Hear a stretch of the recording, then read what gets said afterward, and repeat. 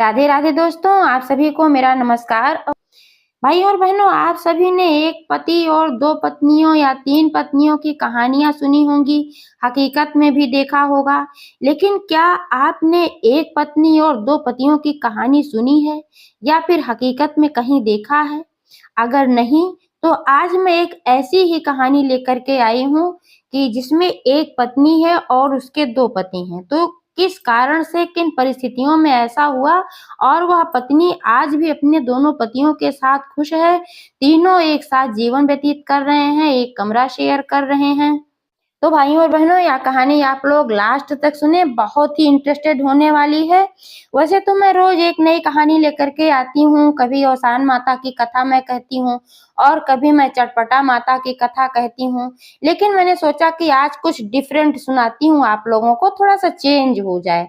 तो आज मैं एक ऐसी कथा लेकर के आई हूँ, ये सत्य घटना पर आधारित है। तो आप लोग पूरी कहानी सुने, मुझे उम्मीद है कि आप लोगों को बहुत आनंद आने वाला है।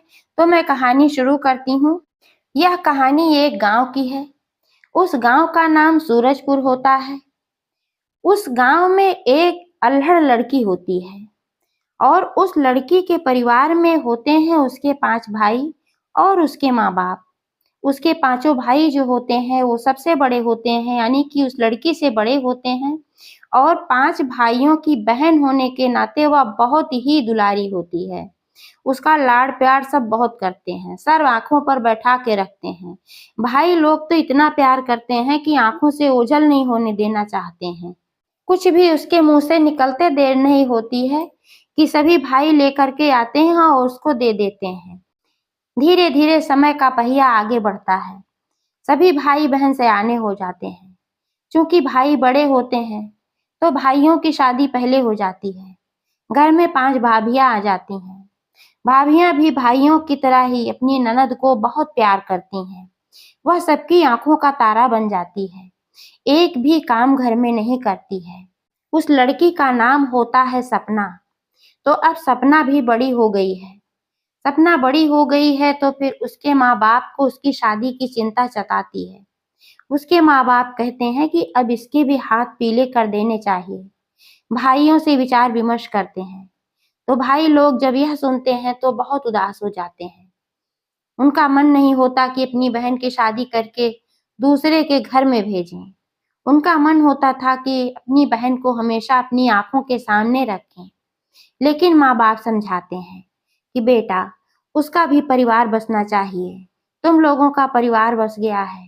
तुम लोगों की पत्नियां जो आई हैं वो भी तो किसी के घर की बेटियां हैं, किसी की बहनें हैं। तो वो लोग आकर अपना घर बसाई है ना। तो ऐसे ही इसको भी अपना घर बसाना है। सबका अपना अपना परिवार होना चाहिए। तो बहुत कुछ समझाने के बाद भाई समझ जाते हैं। फिर पांचों भाई अपनी बहन के लिए एक अच्छा सा रिश्ता ढूंढते हैं। एक बहुत ही अच्छा सज्जन परिवार मिल जाता है जिसमें माँ बाप होते हैं और 2 बेटे होते हैं। तो जिस लड़के से अपनी बहन की शादी तय करते हैं वो लड़का बड़ा होता है और दूसरा लड़का छोटा होता है। तो सपना की शादी हो जाती है और सपना अपने ससुराल चली जाती है। ससुराल जाने के बाद उसे ससुराल और मायके में कोई फर्क नजर नहीं आता है, क्योंकि उसके ससुराल वाले बहुत ही अच्छे होते हैं। उसकी सासू माँ तो उसकी माँ से भी ज्यादा प्यार करने वाली होती है। उसका पति भी उसको बहुत ही प्यार करता है। देवर भी उसको बहुत मानता है। ससुर भी बहुत ही इज्जत देता है। तो इसलिए सपना अपने मायके को बहुत ज्यादा मिस नहीं करती है। बहुत ही ठीक तरीके से रहती है। सबका सम्मान करती है। सबकी सेवा करती है। जैसे अपने भाभियों को देखी थी वैसे ही अपने ससुराल में जाकर वह भी करती है। इधर इसके पांचों भाई जो होते हैं उसके घर हर हफ्ते पहुंचते हैं उससे मिलने के लिए, क्योंकि उससे मिले बिना ये लोग रह नहीं पाते हैं। तो सप्ताह में एक बार पांचों भाई जरूर जाते हैं। वह भी अपने भाइयों को देखकर बहुत खुश होती है। अपने भाइयों से मिलती है, बचपन की बातें करती है। ऐसे ऐसे समय बीतता है और 1 साल का समय बीत जाता है। सपना के परिवार में एक सदस्य की वृद्धि होती है। अब तक उसके परिवार में 5 सदस्य होते हैं, अब 6 सदस्य हो जाते हैं, क्योंकि सपना माँ बन चुकी होती है। सपना को एक बेटी पैदा हुई है और बेटी बहुत ही सुंदर है, बिल्कुल परी जैसी। अपनी माँ पर गई है। बेटी पैदा होने के बाद सपना के पति की जिम्मेदारी बढ़ जाती है। सपना के पति का नाम मोहन होता है और उसके भाई का नाम सोहन होता है। तो मोहन अपने माँ बाप से कहता है कि अब मेरी जिम्मेदारियां बढ़ गई हैं। अब मेरी बेटी पैदा हो गई है। यह बेटी धीरे धीरे बड़ी होगी। पढ़ाई लिखाई करानी पड़ेगी। अच्छे स्कूल में पढ़ाने के लिए अच्छे पैसों की जरूरत होती है। बड़ी होगी तो फिर अच्छे घर में इसका रिश्ता पक्का करना पड़ेगा। तो इसलिए मुझे बाहर जाना चाहिए और मैं नौकरी करना चाहता हूँ। तो माँ बाप परमिशन दे देते हैं। कहते हैं ठीक है बेटा, जिम्मेदारियां तो समझनी ही चाहिए, तुम्हें नौकरी तो करनी ही चाहिए। फिर मोहन सपना से भी यही बात कहता है। सपना भी तैयार हो जाती है। वह भी कहती है ठीक ही कह रहे हो, जाओ तुम नौकरी करो, क्योंकि बेटी धीरे धीरे सयानी होगी। फिर मोहन परदेश चला जाता है।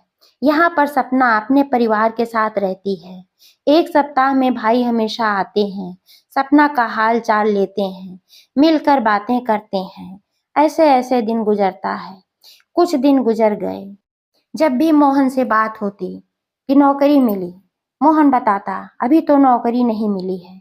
ऐसे ऐसे 3-4 महीने के दिन बीत जाते हैं और फिर धीरे धीरे मोहन से बात होना भी बंद हो जाती है। मोहन को फोन करने के बाद वो फोन उठता नहीं है। मोहन उधर से फोन करता नहीं है। इसके बाद बहुत समस्या उत्पन्न हो जाती है। माँ बाप बहुत परेशान हो जाते हैं। सपना भी बहुत परेशान हो जाती है, क्योंकि उसके पति का कुछ भी हालचाल नहीं था, कुछ भी खबर नहीं थी।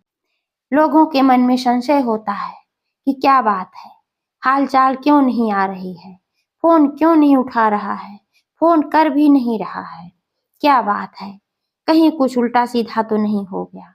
ऐसा ख्याल आते ही सपना कांप जाती। माँ बाप का दिल बैठ जाता।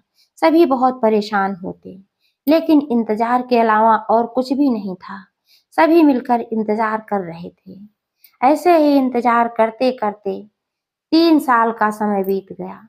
बिटिया भी बड़ी होने लगी थी, लेकिन मोहन का कुछ लता पता नहीं था। ऐसे में सपना के भाइयों और माँ बाप की चिंता बढ़ती जा रही थी कि क्या होगा, क्या नहीं होगा। सपना का पति लौट कर नहीं आ रहा है।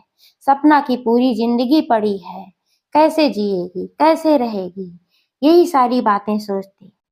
गांव वाले भी उल्टी सीधी बातें बोलते।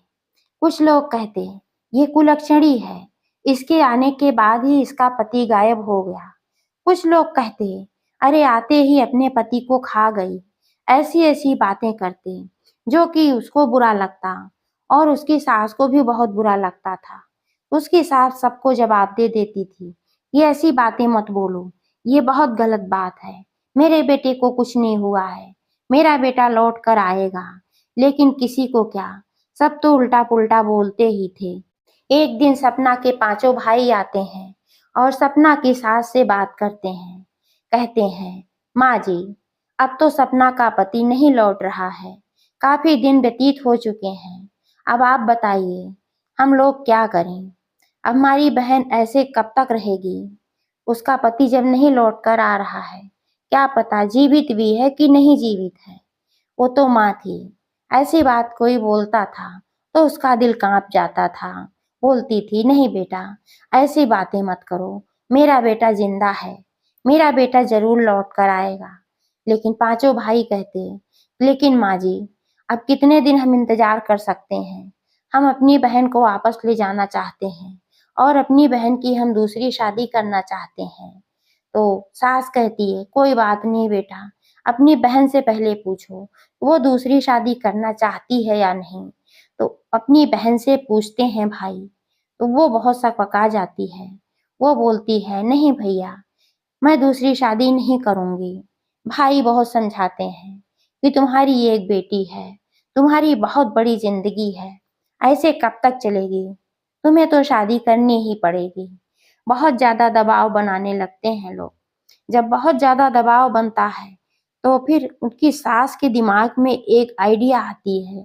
सपना की सास कहती है कि बेटा, अगर तुम अपनी बहन की शादी कराना ही चाहते हो तो मैं चाहती हूँ कि मेरी बहू मेरे घर में ही रहे।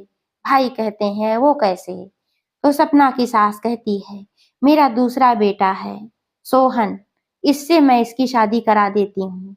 और पुराने जमाने से ऐसा चलता भी आया है कि जब पति नहीं रहता है, कुछ हो जाता है उसको, तो देवर के साथ शादी हो जाती है। इसमें कोई नई बात नहीं है। तो मैं भी अपने छोटे बेटे से अपनी बहू की शादी करा देती हूँ। भाई कहते हैं ठीक है, कोई बात नहीं, आप शादी करा दीजिए। तो ऐसे ही उसकी शादी फिर दूसरे भाई से यानी कि सोहन से हो जाती है।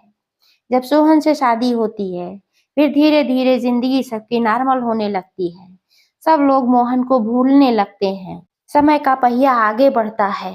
8 साल और बीत जाते हैं। इस बीच सपना 2 बच्चों की और माँ बन जाती है। इसके 2 बेटे और हो जाते हैं। अब सभी लोग मोहन को भूल चुके होते हैं और सपना भी अपने पति और बच्चों के साथ खुश रहती है कि अचानक कुछ ऐसा होता है जिससे सबकी जिंदगी में उथल पुथल हो जाता है। दोस्तों, आगे की कहानी सुनने से पहले चैनल को सब्सक्राइब कर लें, लाइक और शेयर कर लें ताकि ऐसी और कहानियां आप लोग सुन सकें। तो अब आगे की कहानी सुनते हैं।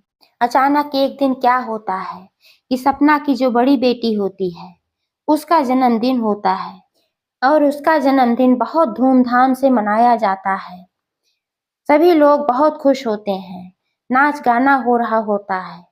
तब तक अचानक मोहन लौटकर आ जाता है, सभी के लिए बहुत सारे गिफ्ट लेकर। भाई के लिए, पत्नी के लिए, माँ बाप के लिए और अपने गुड़िया रानी के लिए, क्योंकि वह जानता था कि उसकी गुड़िया रानी अब 12 वर्ष की हो चुकी होगी। इसलिए वह 12 वर्ष के अनुसार उसके लिए एक बहुत ही सुंदर सी फ्रॉक लेके आया है। मोहन सोचता है मुझे अचानक देखकर सब खुश हो जाएंगे। यही विचार मन में लिए वह आगे बढ़ता है और घर की तरफ आता है। जब घर में पहुंचता है तो खुशी का माहौल देखता है। वह सोचता है कि ये लोग किस चीज की पार्टी कर रहे हैं। शायद इन लोग को कहीं से पता चल गया है कि मैं आ रहा हूँ। शायद इसी की पार्टी ये लोग रखे हुए हैं। और वह खुश होता हुआ आगे बढ़ता है। जब घर के अंदर आता है तो वहां केक कटने की तैयारी हो रही होती है। बिटिया रानी केक काटने के लिए खड़ी होती है और पीछे से मोहन का भाई सोहन और उसकी पत्नी दोनों लोग साथ में खड़े होकर केक कटवा रहे होते हैं। फिर भी मोहन नहीं समझता है। वह सोचता है कि भाई मेरा भाई है, देवर भाभी है, तो केक कट रहा है। लेकिन जब पार्टी खत्म होती है तब उसे हकीकत का पता चलता है। उसके पैरों के नीचे से जमीन खिसक जाती है। वह बहुत परेशान हो जाता है। सभी लोग पूछते हैं कहाँ थे? पत्नी भी पूछती है कहाँ थे? माँ बाप भी सवाल करते हैं कि तुमने कभी फोन क्यों नहीं किया, फोन उठाया क्यों नहीं, कोई चिट्ठी पत्री नहीं, कोई सूचना नहीं, 12 वर्षों से तुम कहाँ थे? प्रश्नों का बौछार और वह एकदम परेशान। फिर मोहन बताता है कि जब मैं यहाँ से गया तो मुझे कहीं पर भी नौकरी नहीं मिली। बहुत दिनों तक मुझे कोई नौकरी नहीं मिली। मैं फुटपाथ पर रहता था। वहीं पर कहीं ना कहीं से खाने की व्यवस्था करता था और सोता था। इसलिए मैंने आप लोगों से संपर्क नहीं किया कि आप लोगों को अगर मैं बताता तो शायद आप लोग मुझे वापस बुला लेते। लेकिन मुझे मेरी जिम्मेदारियों का एहसास था, इसलिए मैं वापस नहीं आना चाहता था। मैं सोचता था कि एक ना एक दिन मुझे अच्छी नौकरी मिलेगी और मैं बहुत सारे पैसे कमा लूंगा, तब घर वापस जाऊंगा। और अब मुझे बहुत ही अच्छी नौकरी मिल गई है और मैं बहुत ही अच्छे पैसे कमाने लगा हूँ। इसीलिए तो मैं सबके लिए गिफ्ट लेकर के आया हूँ। लेकिन आप लोगों ने मेरा इंतजार नहीं किया और सपना की शादी सोहन से करा दी। तब माँ कहती है बेटा, हम लोग तो इंतजार ही कर रहे थे, लेकिन क्या करें, समाज ने जीना मुश्किल कर रखा था, इसलिए तुम्हारी पत्नी की शादी सोहन के साथ करवानी पड़ी। तो सोहन कहता है भैया मुझे माफ कर दो, मुझे नहीं पता था, मुझसे गलती हो गई। तो सपना भी माफी मांगती है तो मोहन कहता है कोई बात नहीं, अब हम तीनों लोग साथ मिलकर रहेंगे, एक ही साथ, एक ही कमरे में, कोई प्रॉब्लम नहीं। सपना से पूछते हैं तुम्हें कोई प्रॉब्लम? सपना बोलती है जी नहीं, मुझे कोई भी प्रॉब्लम नहीं है, मुझे आपसे भी कोई प्रॉब्लम नहीं है, सोहन से भी कोई प्रॉब्लम नहीं है, और मैं बहुत ही आराम से आप दोनों के साथ रहूंगी।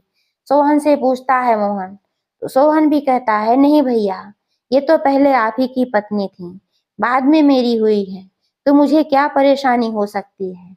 अगर आपको कोई परेशानी हो तो आप बताइए, मैं अपना रिश्ता खत्म कर सकता हूँ।